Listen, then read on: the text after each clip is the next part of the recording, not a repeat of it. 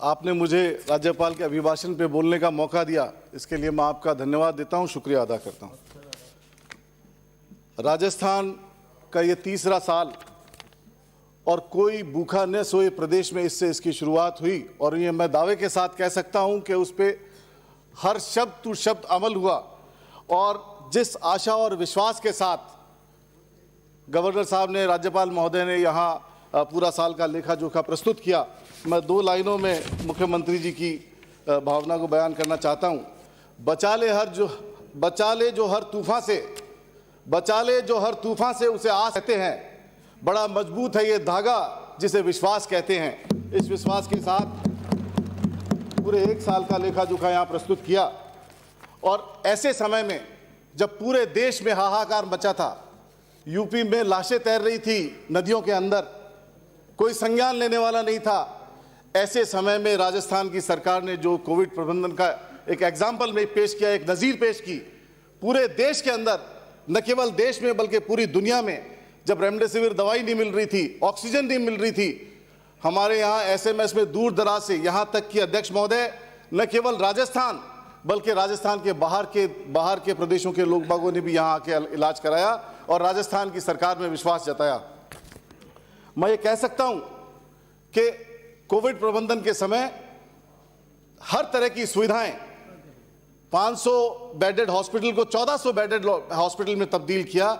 RUHS जैसी जगह जहाँ 300-350 बेड की व्यवस्था थी, वो 1450 बेडेड हॉस्पिटल में तब्दील किया गया और करीब 1450 लोगों को एट ए टाइम इलाज किया गया, वहाँ भर्ती किया गया। न केवल ऑक्सीजन, रेमडेसिविर, टोसिलिज्म, जो 50-50 हज़ार रुपये की दवाइयाँ थी, जिसपे पूरे हिंदुस्तान में ब्लैक हो रही थी, वहाँ यहाँ राजस्थान के अंदर फ्री ऑफ कॉस्ट आम आदमी को, आम पेशेंट को मुहैया कराई गई।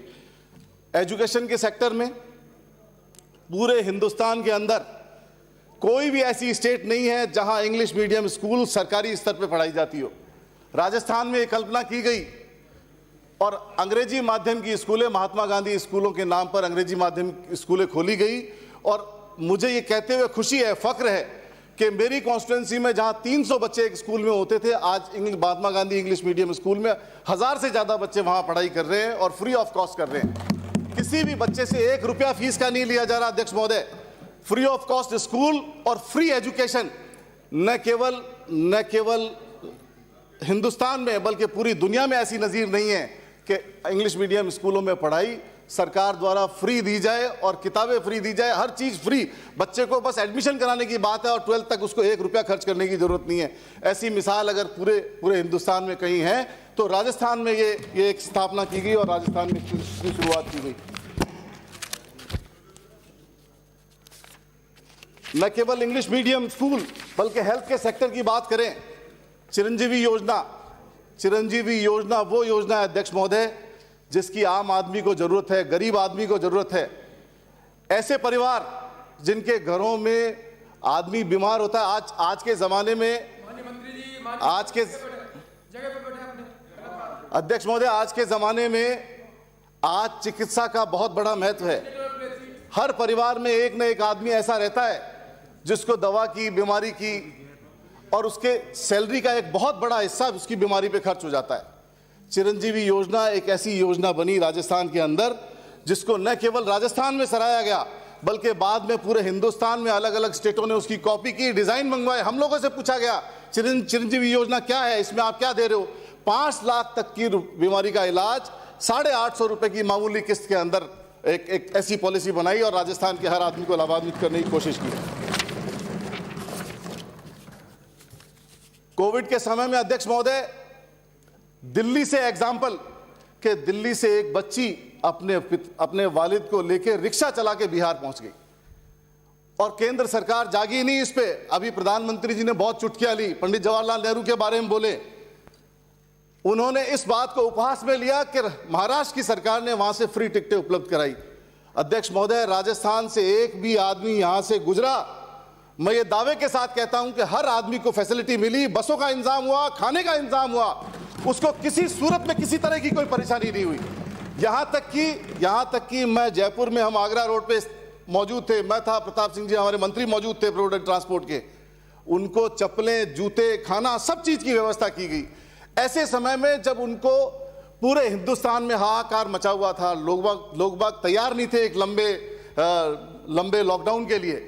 पहला लॉकडाउन जयपुर में लगा, राजस्थान में लगा, और जब बाद में लॉकडाउन हुआ तो वो लॉकडाउन बढ़ गया करीब 2 महीने तक। ऐसे समय में आदमी लोग बाग पैदल चलने को मजबूर हो गए, लेकिन राजस्थान सरकार ने न केवल उनकी व्यवस्था की बल्कि उनके लिए बसें लगाई और उनको उनके गंतव्य स्थान तक पहुंचाया।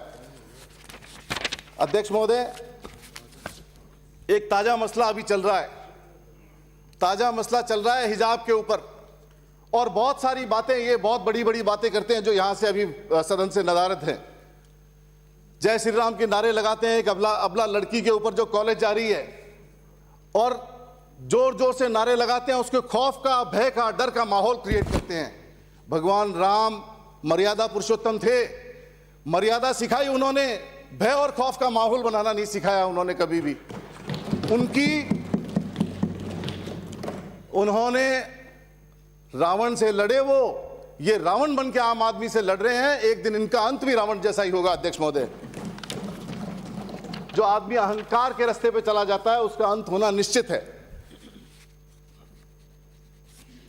प्रधानमंत्री जी ने अभी लोकसभा के अंदर कांग्रेस को टुकड़े टुकड़े गैंग कह करके संबोधित किया।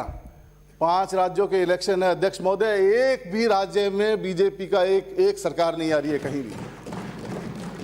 मेरी उत्तराखंड ड्यूटी लगी हुई थी, पूरी मेजोरिटी से उत्तराखंड में सरकार आ रही है। जो आदमी जिस तरह का बोलेगा उसी तरह का पाएगा, और जनता जवाब दे रही है। अध्यक्ष महोदय, राजस्थान के अंदर जब जब मुख्यमंत्री अशोक गहलोत जी बने और शांति धारीवाल जी यूडीएच मंत्री बने, तब तब गरीबों की सुनवाई हुई।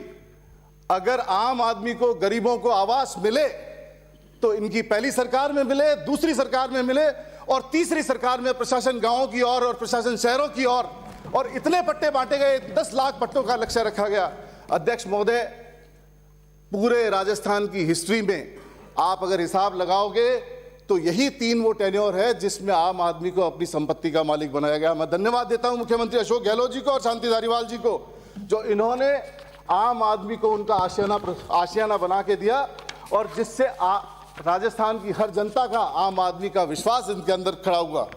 आपने मुझे एक बहुत महत्वपूर्ण उस पर बोलने का मौका दिया। बहुत बहुत शुक्रिया, बहुत बहुत धन्यवाद। मुख्यमंत्री जी।